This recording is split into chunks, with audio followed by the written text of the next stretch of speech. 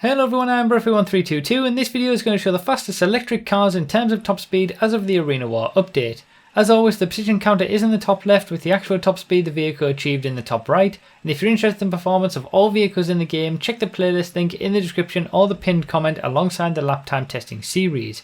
If you want to know more information about this testing, including the extent to which it's accurate and how useful it is for you personally, have a read of the full description as everything that you need is in there. And for the performance of any future vehicle editions, feel free to subscribe for new testing videos every Thursday and check out my Patreon or become a YouTube member if you'd like to support me and get testing results early.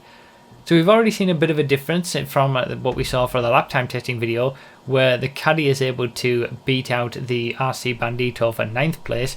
Just to keep in mind that there is the Rusty Caddy as well, which also gets a top speed of 67 miles per hour, but I figured I would just leave the regular Caddy in and give the RC Bandito that 10th place, even though it really does have a pretty slow top speed of 60 miles an hour. Having said that though, electric vehicles in general, their weakness has always been top speed. Electric vehicles have great acceleration in GTA, some of the best that they have in their respective classes, but when it comes to top speed, they are often the worst in their class. And that's what we're going to be seeing from a lot of vehicles in this video. Pretty much the slowest vehicles in each of their classes for top speed will be the vehicles that we see during this video, and what they share in common is that they're all electric vehicles. Now, the Sedge here, in 7th place, we had the Dilettante in 6th place. They're not very quick overall, and they're definitely at the bottom of their classes. And the same is true for the Chameleon. We're already into the sports cars, but the Chameleon is the slowest sports car in the game in terms of top speed, with only 102.3 miles per hour for its top speed. The Chameleon isn't too bad in terms of acceleration. Its lap time wasn't too bad either, but 60th and last place for the sports class, it really does suffer for top speed. And the same is true for the Voltic as well, and it's kind of the older generation of electric vehicles were much worse than what we see from even modern generation electric vehicles and DLC cars, but they're still not great. So the Voltic's top speed of 106 miles per hour is again the slowest in the entire supercars class.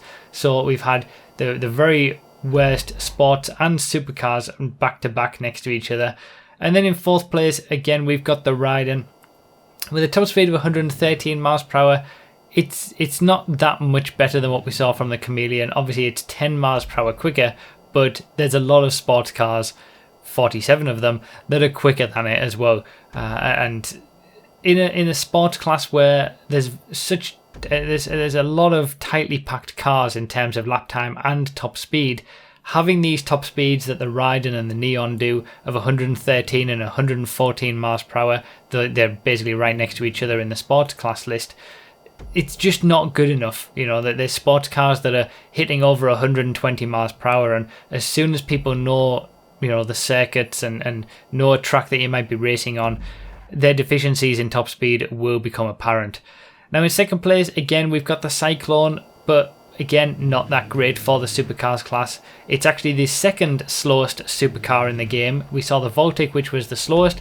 Then we've got the Cyclone, which is the 2nd slowest. It's much quicker than the Voltic, but still the supercars class has so many vehicles that have a good top speed that 116 miles per hour is only good enough for 40th place.